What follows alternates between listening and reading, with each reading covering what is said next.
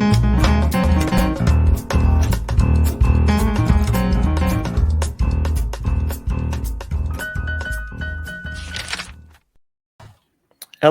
and welcome to the Bitcoin Butlers podcast. I am Mike Watkins, and with me, as always, is my good friend and business partner, Matt Burke. Hello. And each week we try and bring you an intellectually honest discussion about news and events affecting Bitcoin. If you like our content, please like and subscribe. We would be most appreciative. So, this week, Celsius filed for bankruptcy, making it the third or fourth week in a row that a significant player has melted down. So, Matt, what are your thoughts on this? Well, I think it, first of all, isn't really surprising news. I think there's been a lot of speculation that this was going to happen. Celsius had run into some serious liquidity problems over the past several weeks, and they had indicated that withdrawals were going to be limited. So their depositors were unable to get their assets out of the system. And then they actually filed a Chapter 11 bankruptcy, which showed that they have a $1.2 billion deficit in terms of their liabilities compared to their assets. So they're really in rough shape and are going to have to go through some sort of restructuring in order to have any chance at making any of their depositors whole. And even if that does come around, that's not going to be for who knows how long. I mean, the Mt. Gox situation is, I don't know what year we're in. It could be in year like 7 or 8. Well, and Mt. Gox is different in the sense that here you've got a U.S. Chapter 11 bankruptcy. You know, if you are not familiar with that process, it really allows you to restructure your business when you're insolvent, but at the same time, it stops any other third parties from suing you and kind of making your life miserable while you're trying to pull things together. A lot of Chapter 11s end up in Chapter 7 liquidation anyway. But the reality is that if you have deposits at Celsius that you have not been able to get out, you're just on their long list of unsecured creditors, which means that you kind of go to the back of the line in terms of how things get liquidated. And to the extent that you do ever get anything back, it will likely take years and at best will be pennies on the dollar. Without a doubt. If anyone thinks they're going to get all of the money they're owed, they're not. They're just simply not.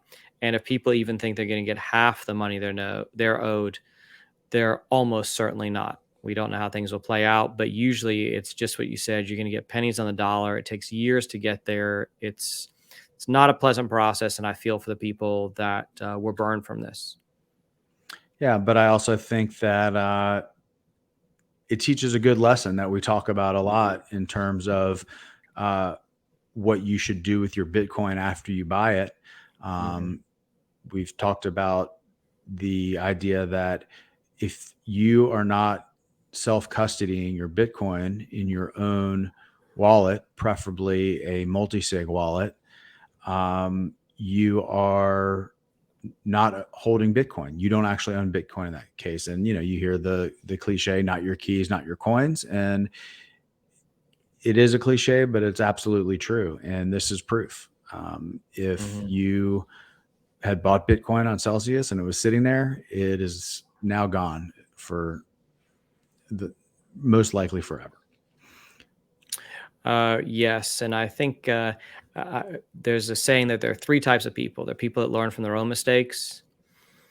There are people that don't learn from their own mistakes, and there are people that learn from other people's mistakes. And you want to be in the category that of people that learn from other people's mistakes and people learn from their own mistakes. And I think there's a good lesson here, even for people who are not involved in Celsius or 3 Arrows or any of these other things, which is you can learn from other people's mistakes here. And one of the big lessons that you mentioned was that if you don't own Bitcoin, and even if you do own Bitcoin, but you don't own it and secure it the right way, then you don't really own Bitcoin. Because one of the unique things about it is that you can have let's just say we'll call it full control over that. I will use the term money for that.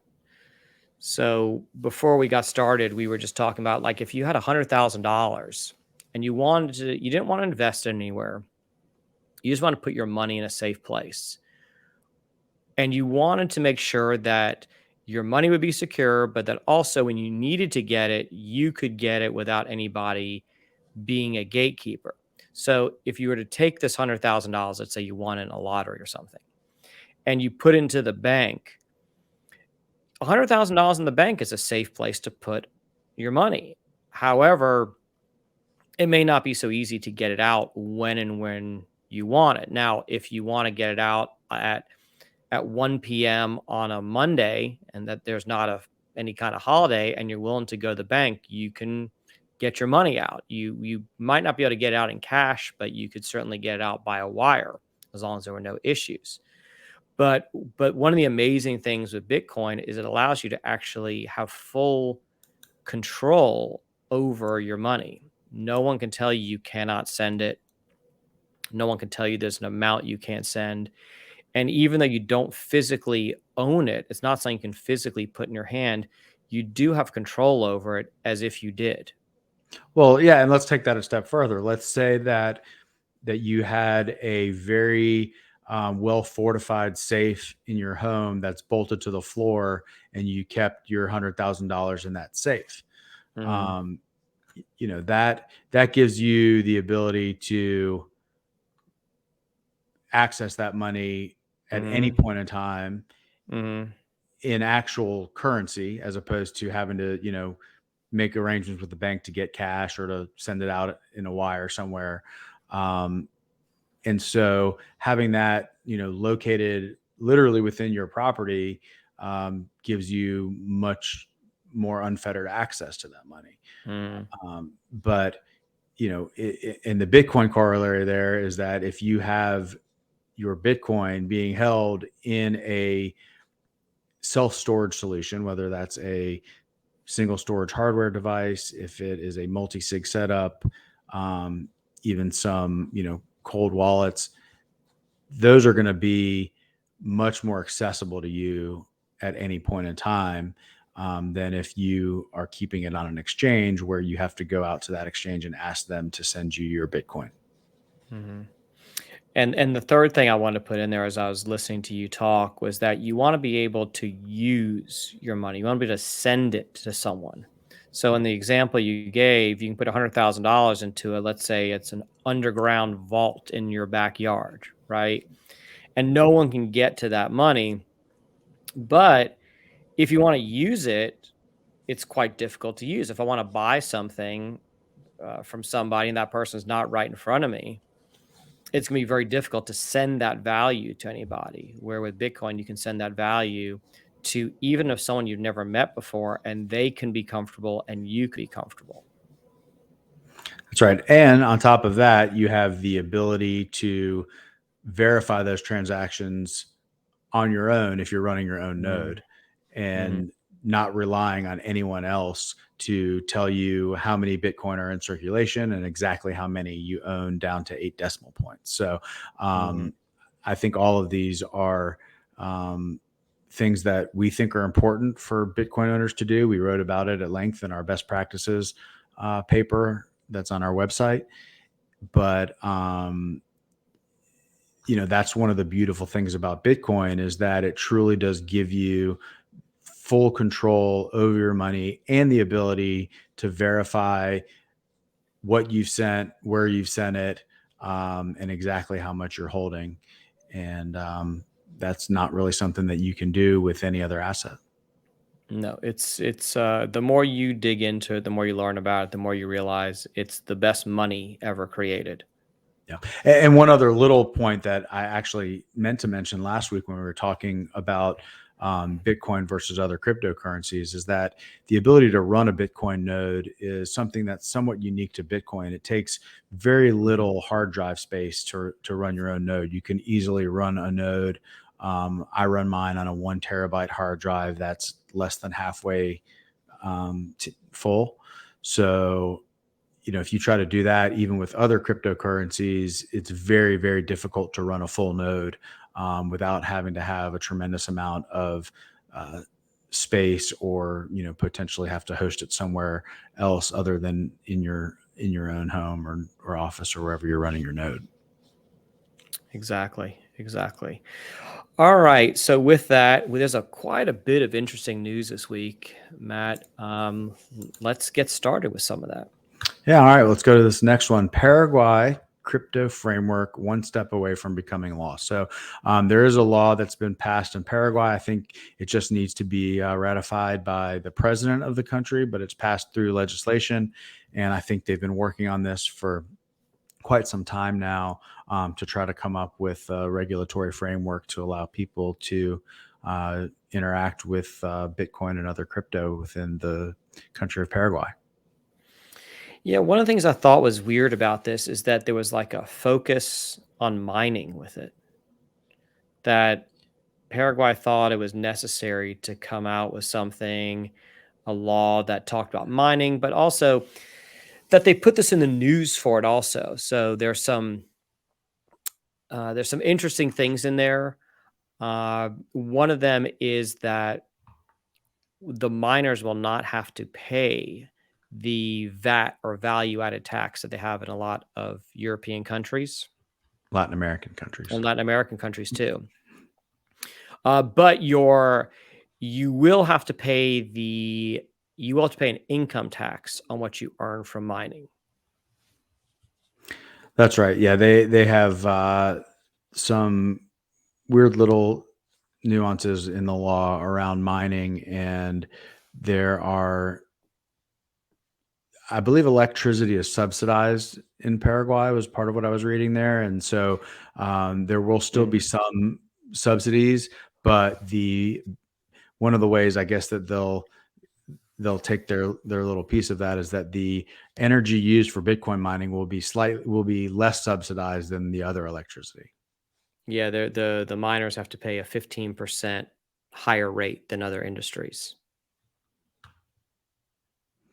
So I don't know what that equates to in terms of dollars when you take away the VAT tax and add in that additional surcharge. If they come out ahead or behind, I don't know, but it sounds like at the minimum they've come up with a thoughtful approach to regulate it. And I think we've said this, many times, that this is an important first step for many countries, is that if you want to see adoption happen on any type of meaningful scale, there has to be a way for Bitcoin to interact with the existing financial regulatory system. And this is kind of supporting that idea that they want to have it, but they don't want it to be completely unregulated and lawless to where they have no idea what's going on. And that's, the tax man's got to take his share. So that's how it goes.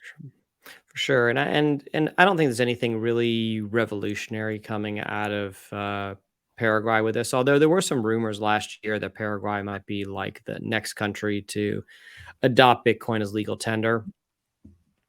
We don't see any indications of that, but I do think that any country, regardless of what it is, that's putting in regulation for digital assets, so I'm just going to call it Bitcoin regulation, I think that's a positive. We may not like some of the rules they come up with, and we may not think that they know what they're doing as far as making the rules. But if you want Bitcoin to, if you really want Bitcoin to become a significant player on the world's financial stage, you have to have regulation in almost every country where it's used. Well, and if you look at, there's kind of three alternatives there. It's that it's either completely unregulated, it's either, or it's banned, or it's regulated. And so obviously we don't want it to be banned. Not that that necessarily does anything to Bitcoin if you ban it somewhere, but it's still not, we wouldn't want to see a Bitcoin ban of any form, be introduced here in the US. And if it's completely unregulated, it really hinders adoption in a lot of ways, because there's going to be so much political pressure regulate it, and so much stigma around the idea that you've got something that's completely unregulated, that it just makes it hard to move forward with it. So I think that the only real logical outcome then is that you go for the most reasonable regulation that you can to allow it to continue to expand in terms of its footprint. And did you see anything in this from what you know about this, what's going on in Paraguay that any red flags for you, anything that really stood out that you didn't like? Not really. Yeah, same. I also we didn't put a slide up for it, but there was also a story about the small country of Andorra in Europe, Mm, which is I mean, truly a tiny country that's I believe it's between France and Spain, and they've got like 80,000 people or less that live there. mhm, But it's not a completely insignificant country in the sense that they've got a pretty strong GDP per capita. I actually looked to see, comparing it to the other recent adoption news in Africa, the Central African Republic. Um, the Central African Republic has 5+ million people living there. Um, and Andorra's got, like I said, less than 80,000. But Andorra's uh, gross domestic product is about 50% more than Central mm, African Republic. So, mm. from that standpoint, relatively speaking, it's, maybe not insignificant, just to see a more developed and wealthier country adopting it, and see what they do there. I think all adoptions, regardless of how small the country is, are all great. They all add up, and they can add up in weird ways. And the only way, as long as there are outlets for Bitcoin, Bitcoin will sort of gravitate towards them, but it makes it more and more difficult for any of the nation states to really ban it if there are other places where it's completely legal. And while I'm certainly no expert on this next part, I believe that because El Salvador has it as legal tender, that it has to like be universally accepted by all of the countries in whatever banking agreement they're in. Do you know more about that than me? I There is don't some truth to that. Yeah, there is. I don't know specifics on that, but there is something where if you have a country that has a, official currency, then Mhm. it gives it some status in terms of all of the world currencies. The various international banking agreements and stuff have to say, okay, whatever your national currency is, we'll have to recognize it and deal in it. Right. Right, it's automatically accepted. So any country that wants to do this, I don't care how big, well, it'd be great if we had a really big country do it, but even these small countries, that's where it's gonna start from. You're not gonna get India making it legal for a billion plus citizens. It's gonna start with, a 4 million country, a country of 4 million people, maybe even Andorra of 80,000 people. That'd be very small, but it all helps, and it's all part of what one of the things we're looking for is the trajectory of things. We're trying to Yeah. figure out where are things going to be. We know where things are right now. We can guess where things are going to be in, let's say, a year, 2 years, 5 years, but we're really looking down the line, like where are we going?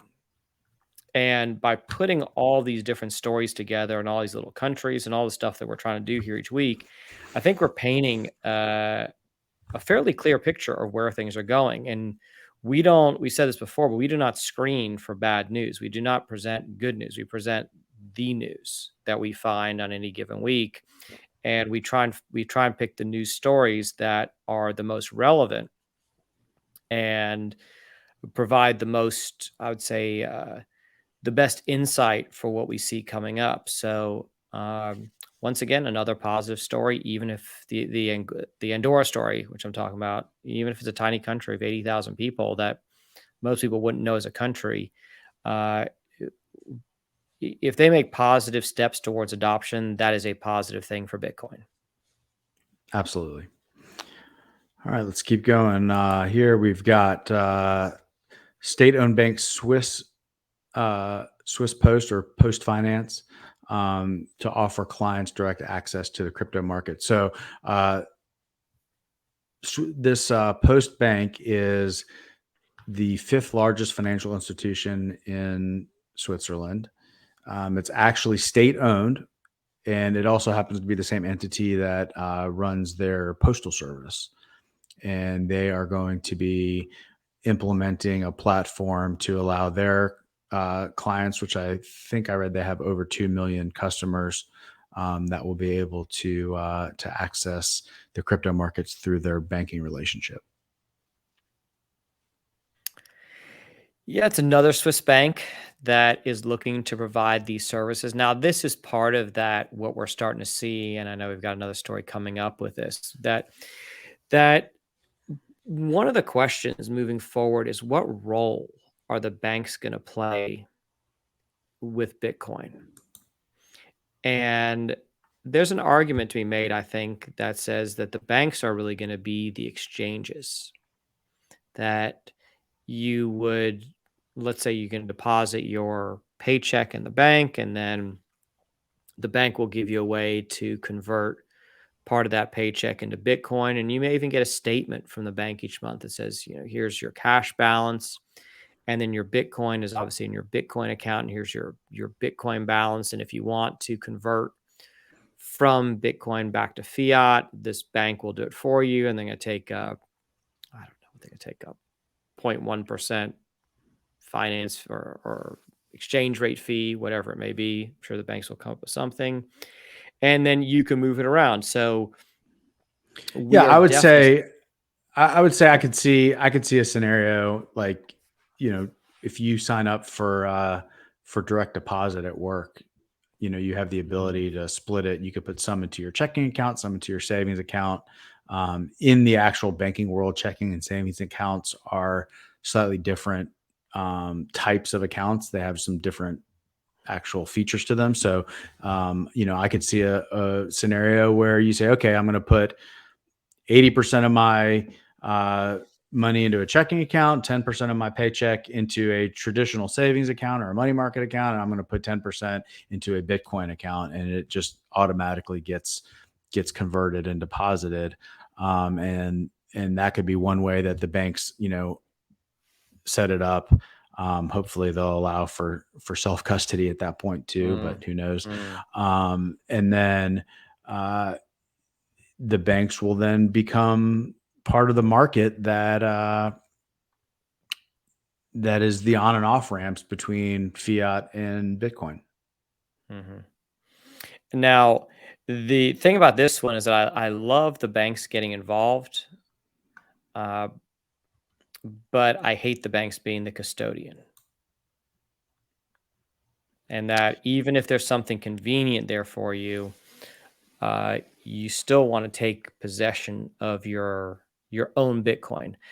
Now, with the bank being there, and the bank can make it easier for you to convert your fiat to Bitcoin, and that could be a valuable service. But then they also have to let you move it to your own private storage, and then hopefully create a streamlined mechanism to take it out of cold storage and quickly get it back into your account where you would want to spend it if you want to spend it using fiat. Yeah, and who knows if that will ever, if it will go that way if the banks are going to want to encourage self custody, which you could see where they might not. But hopefully, to the extent that they don't, there's at least something. If the U.S. banks are doing it, then hopefully there's something equivalent to like FDIC insurance, where if you've got a deposit at the bank, there's some guarantee that up to a reasonable amount, it's protected. But again, that's not better than holding your own keys. It's just not as bad as having a full custodial type of setup. Right, but I could see that being their incentive for everybody, right? So say, listen, we don't mind if you buy Bitcoin from us, it's fine. You can take your Bitcoin off, you can move it to cold storage if you want.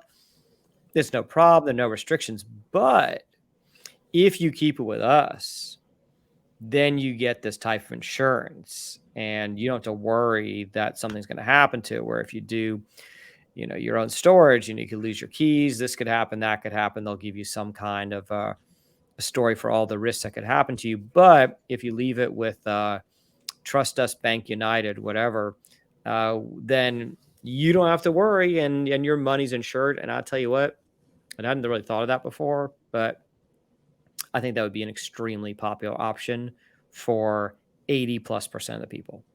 Yeah, especially if there was some. I mean, you would have to imagine that banks are potentially going to pay interest on those deposits, just like any other savings account, if they've got access to that money.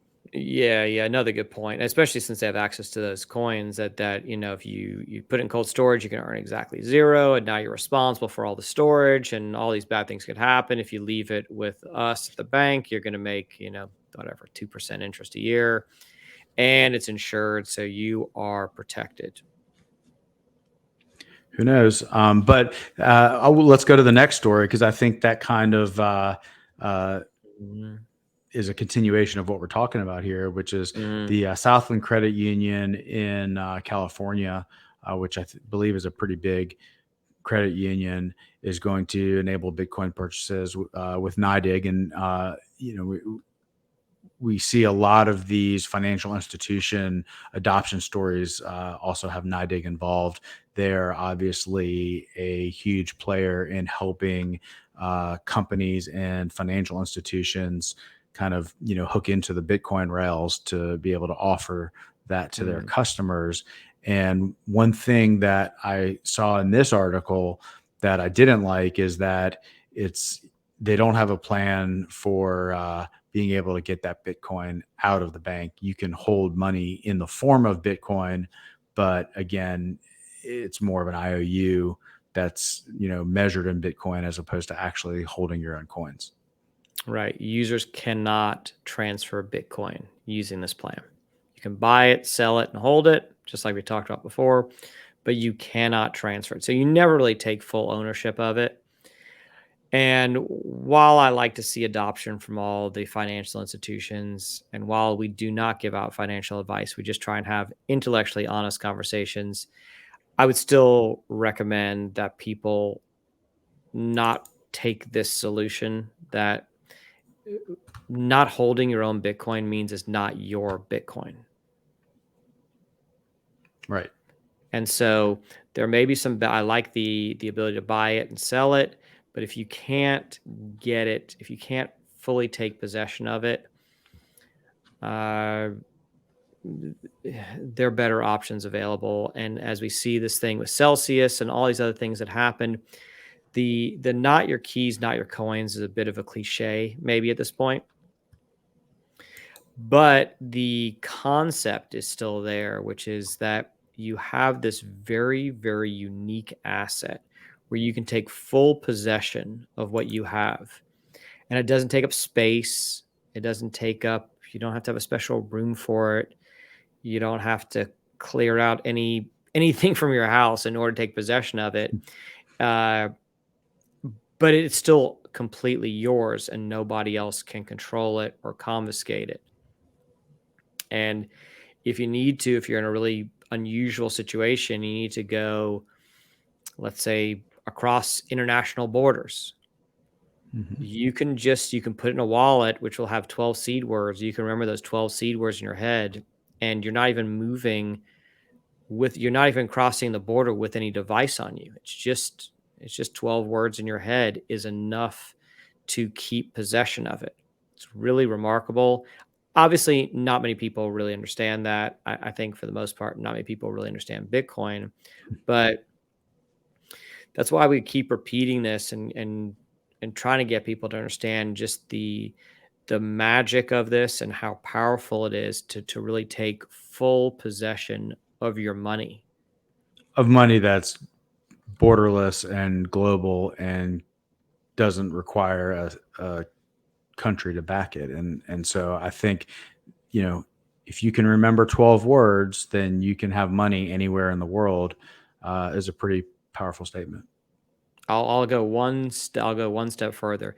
If you can remember 12 words, you can use those 12 words to buy a yacht. And you know how I know? That's how you know.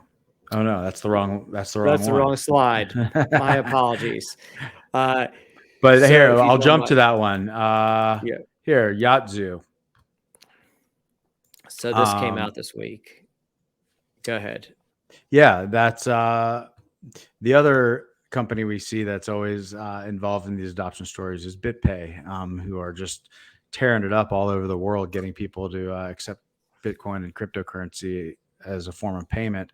And YACHTZOO, which is a yacht brokerage and rental house, I believe, is now going to be able to accept crypto and Bitcoin for the purchase or charter of a luxury yacht. Yeah, once again, it's another BitPay story, but congratulations to BitPay. I think they're doing I don't think they get enough credit for what they're doing to spread adoption and the ability to pay for things. And now we have the ability to pay for it, to buy a yacht, or to rent a yacht using Bitcoin. Yeah, it's and again, I find it interesting that we see a lot of these adoption stories tend to be on the luxury item side of things. Mhm. You know, you're not seeing big stories, and maybe it's just because maybe that's part of the story is that it's they're big ticket items, but it's it's interesting to see that these luxury watchmakers and luxury fashion brands and yacht brokers and car dealerships and suites at football and Mhm. soccer games, all of that are all things Mhm. that are pretty common in the space.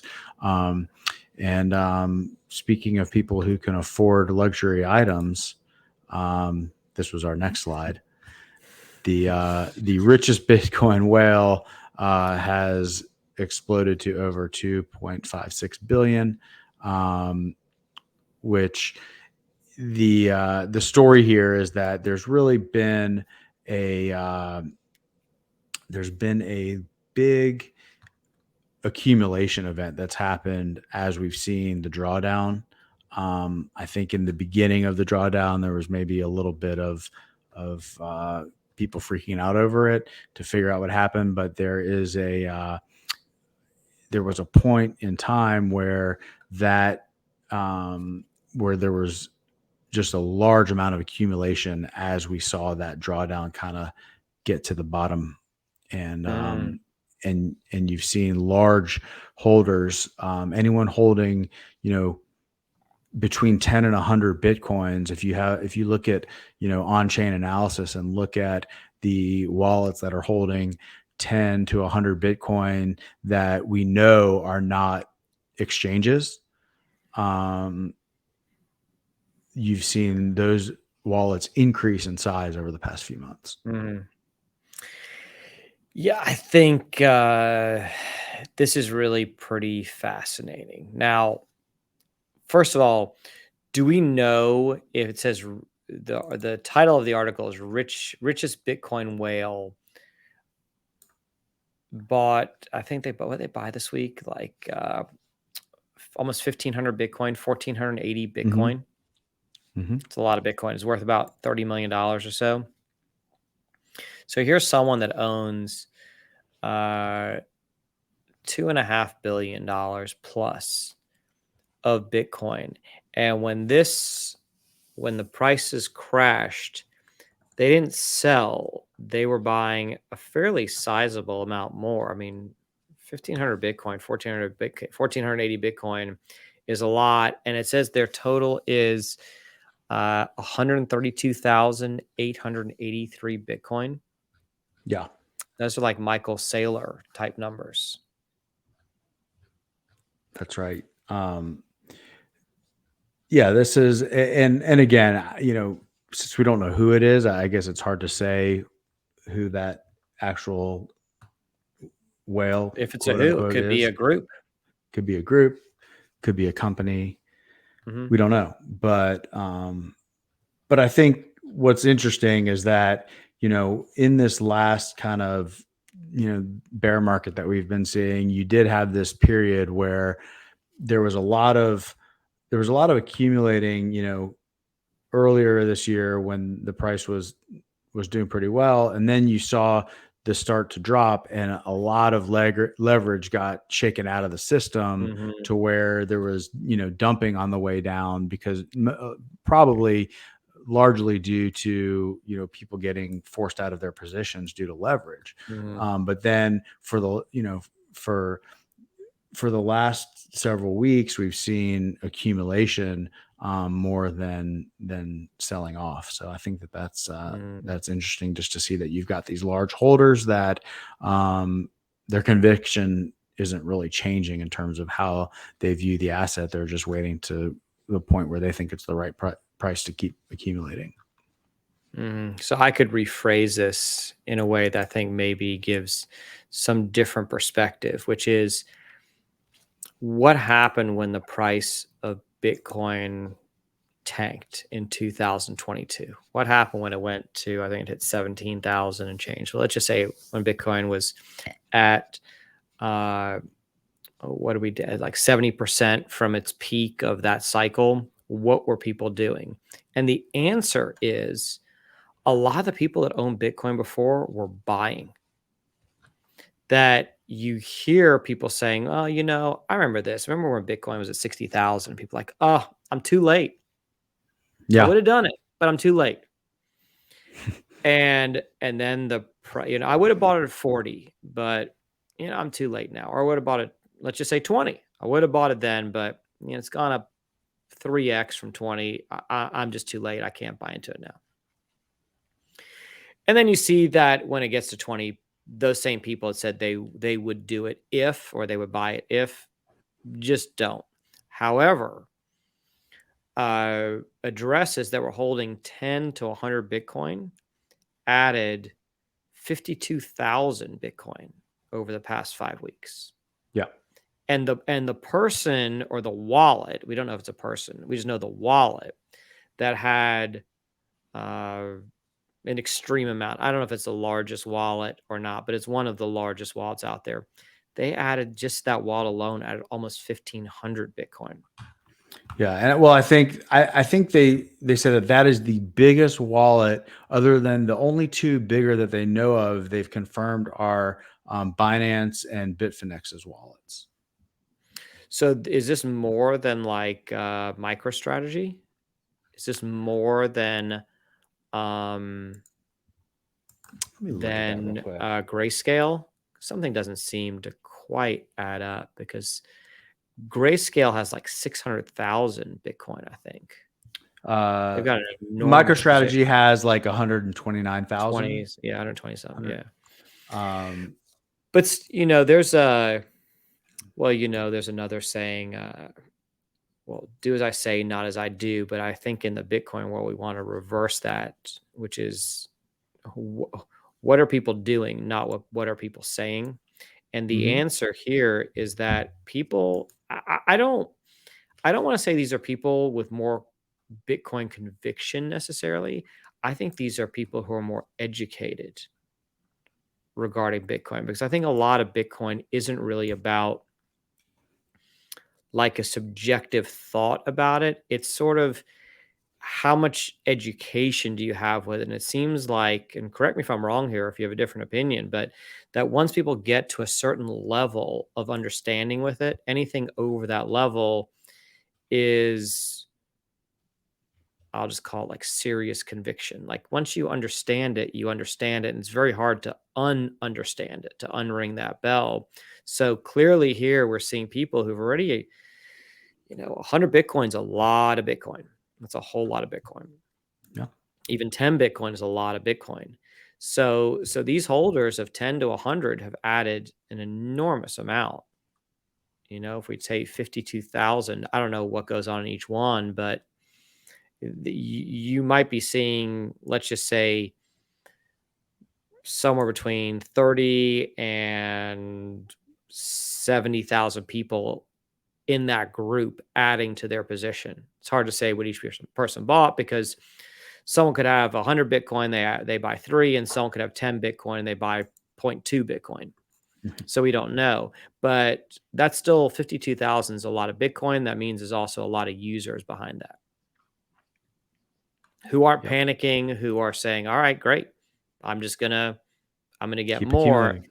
Mhm. Right. And I don't know what that wallet with the giant whale wallet with 130,000 plus in it. I don't know what the thinking was behind that, but I can tell you this, that if you're trying to lower your basis for what you're in those coins for, and you own 130,000 plus and you buy another 1,500, it's not going to do much to lower your basis. So therefore, the only explanation is they just wanted to acquire more on what they consider the cheap.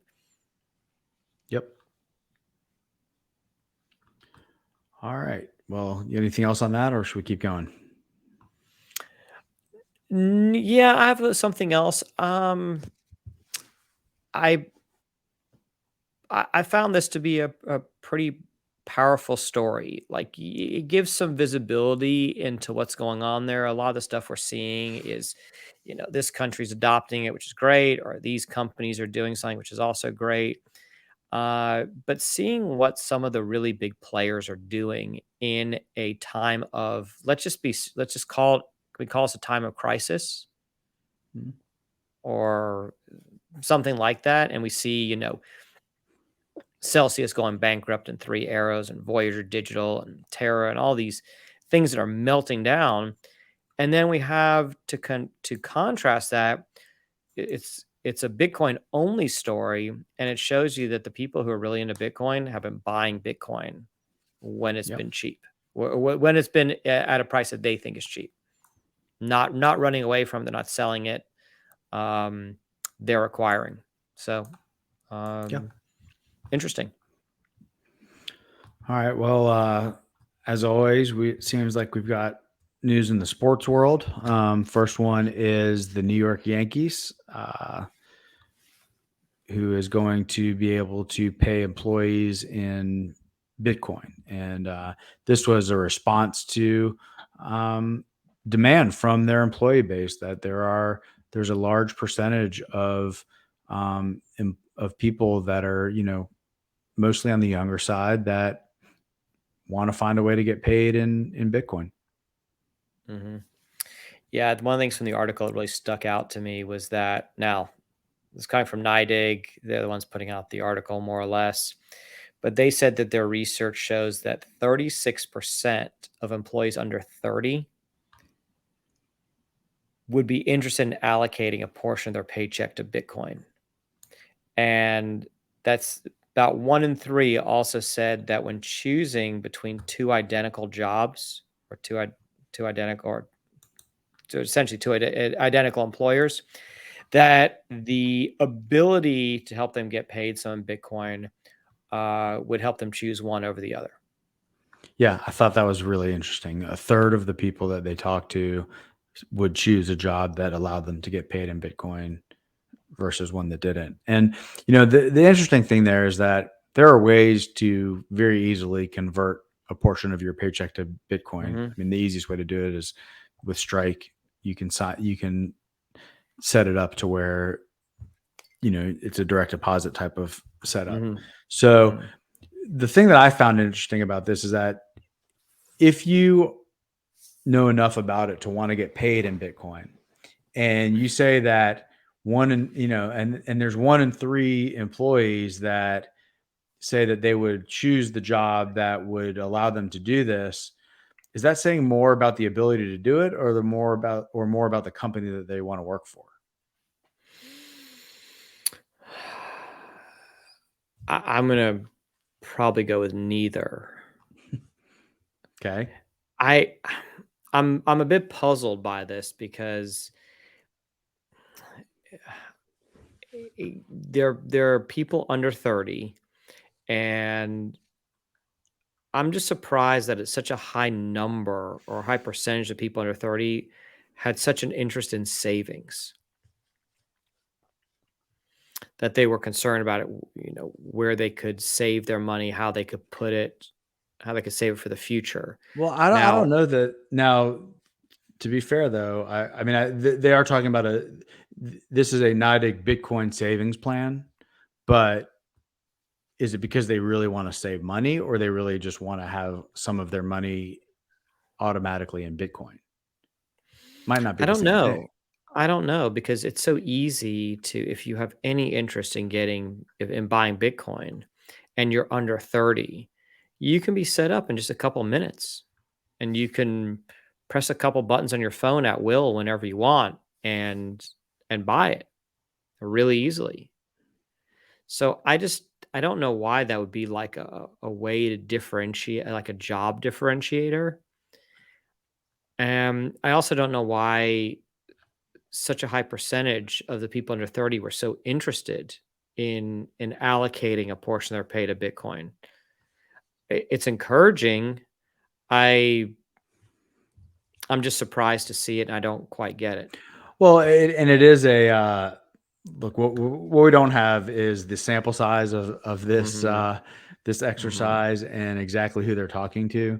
But And just if they asked 100 people under 30, what they're implying is that 36 of those 100 would be interested in Bitcoin, and out of those 36, 12 of them, so 12 out of 100, would choose one job over another if Bitcoin Pay was part of the equation. right, and you also added to that, you don't know how they phrase the question. Sure. But I'll say this, the New York Yankees is a world-class organization. They are an iconic organization in the world of sports, not just American sports, but just in the world of sports. The Yankees No, they are, are yeah. and there's also, NYDIG. I'm assuming there are people. I would be willing to bet there's some sort of connection between some people that work at NYDIG, maybe only one person, and some people that work at the New York Yankees. So they're in the same city. They're, for all you know, they're employees of one. For all you know, an employee of NYDIG now works at the Yankees, or vice versa, or there are people there that are friendly with each other and this helped come around. But we like to see the sports franchises, especially the big sports franchises, adopting this in some way, and that's one of the reasons we choose to highlight it as it comes up. Now, once again, we don't delay the stories so that we can report on them. We just report on whatever or talk about whatever has happened that week.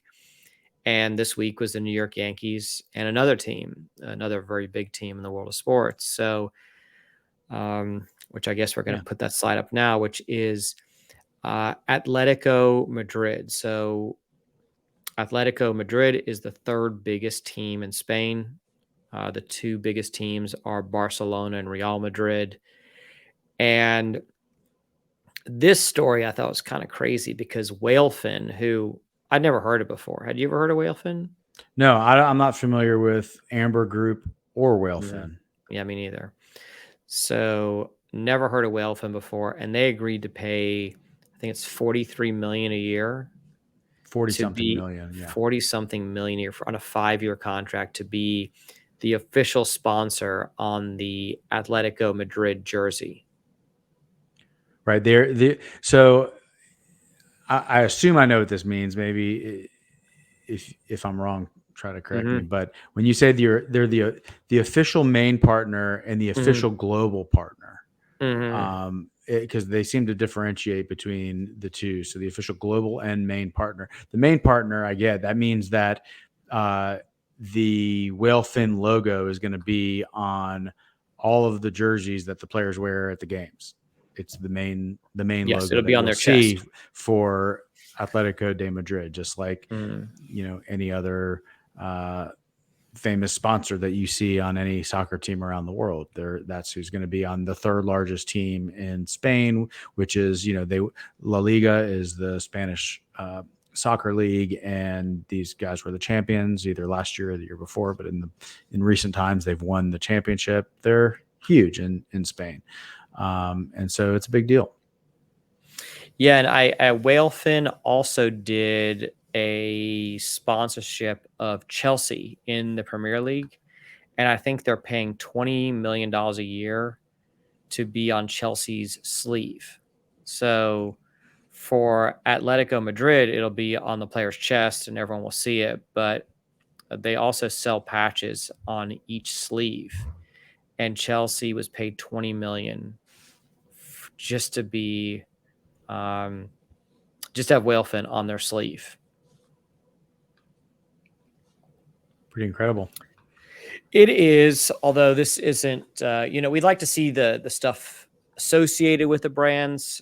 Are these teams, we've discussed this before, are these teams just taking the highest bidder? Are they really worried about reputational risk? Obviously, they're worried about the risk of them being paid, right? So, but they're not. They don't have a lot of what I'm gonna call like morality as far as what goes on their jersey. Well, look, So we'll continue to monitor it, and I promise the first time we have an article about a soccer team with a bankrupt exchange on its jersey, we'll be talking about it, I'm sure. it's gonna happen at some point. It's gonna happen, but really, what this does is I just think that each little bit moves the needle of the public consciousness. So I'll tell you this: every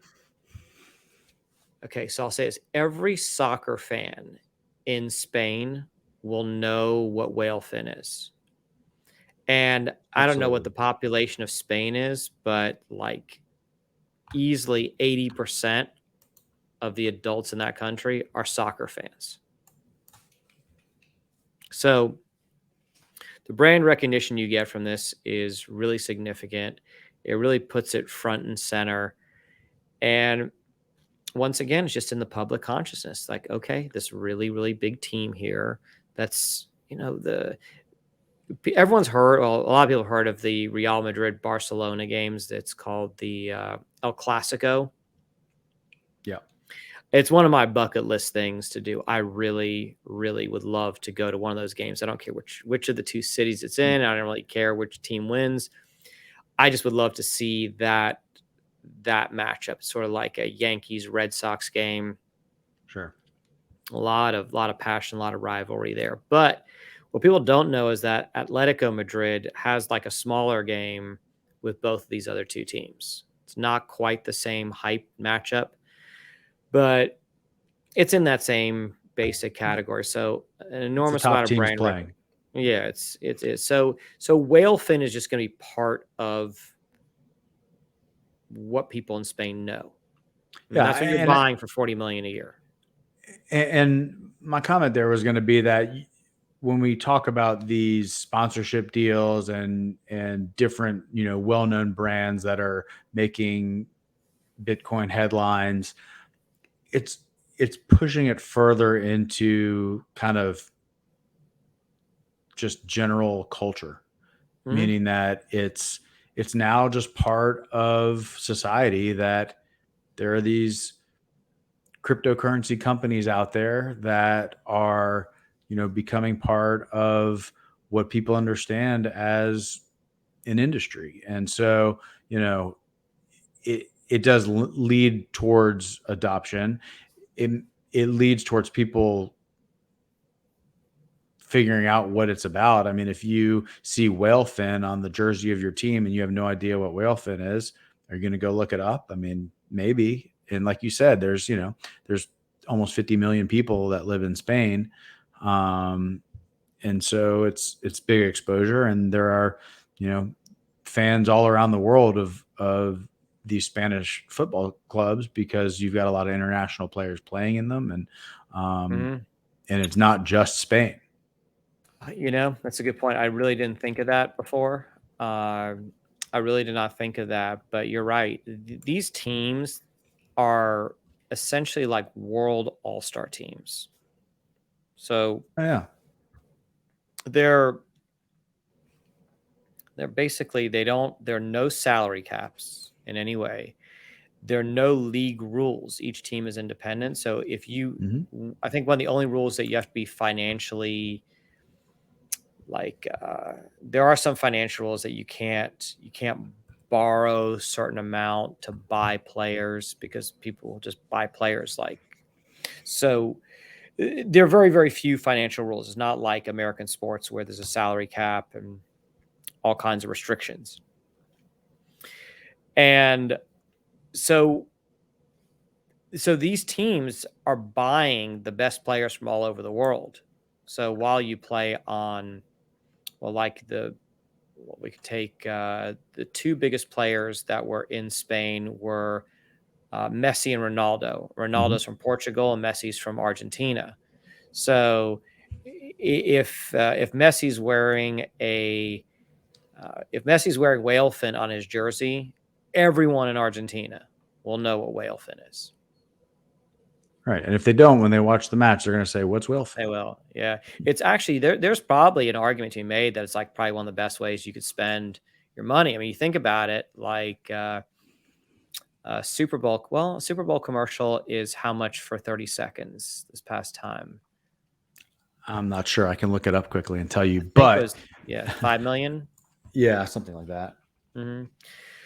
And then keep in mind the soccer plays, it's essentially 10 months a year. So you're paying $4 million a month or so to $6.5 million for a 30-second spot.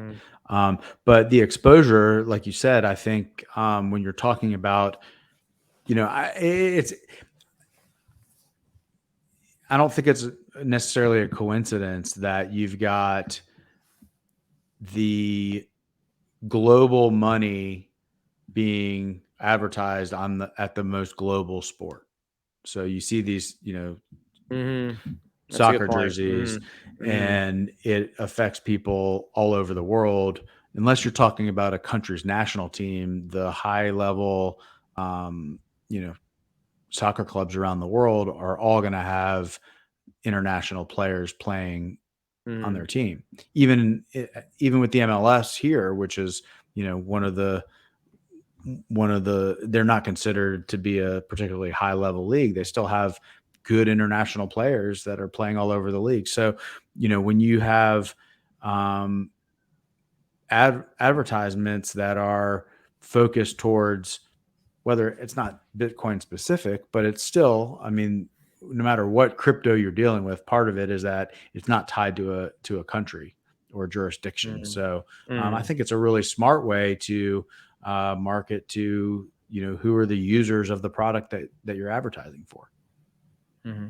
And one other thing which we didn't list here, but I just thought of as we were talking, was that the World Series of Poker, which just ended, actually, funny story about the World Series of Poker that just ended. The guy that won the World Series of Poker lost like $1 million on Terra.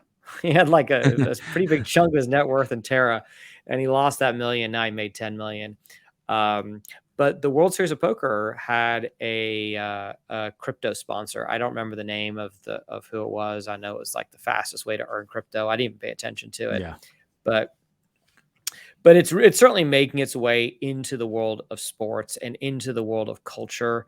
And I think that the gains that it makes into the world of culture cannot be understated. Absolutely. Because when things become part of the culture, then you can't just ignore them and pretend that, you can make it go away at the snap of a finger. No. And it's in our conversations now. If you think that if you hear someone's like a crypto multimillionaire, you're like, yeah, sounds about right. And then the converse is true. If you're a guy who used to be a multimillionaire and lost all his money in crypto, yeah, that sounds about right too. Yep. And again, Bitcoin is not crypto. Bitcoin is Bitcoin. That's right. All right. Anything else? No, I think that's good for this week. All right. Can you tell people where to find us? Yeah. As you said in the beginning, like and subscribe here on YouTube. If you're listening on a podcast platform, please download it and subscribe to our podcast wherever you may listen to it. And come find us on the internet. We're on the web at btcbutlers.com, on Twitter at btcbutlers. You can email us info@btcbutlers.com. You can put comments in our YouTube videos. You can email us questions. You can DM us on Twitter. We would love to hear from you. If you want help with any of the best practices for Bitcoin owners, such as how to buy Bitcoin, how to store your Bitcoin, how to inheritance plan around your Bitcoin, and how to run your own node, then Bitcoin Butlers is ready and able to help. And we would be glad to help you, especially with the inheritance planning side of things. Our sovereign inheritance plan is a great way to create a roadmap for your heirs to make sure that when you die, your Bitcoin doesn't die with you. So all that said, hope to hear from you. If you have any stories, topics you'd like us to talk about, let us know. And we'll see you next time. Thank you, Matt. Bye.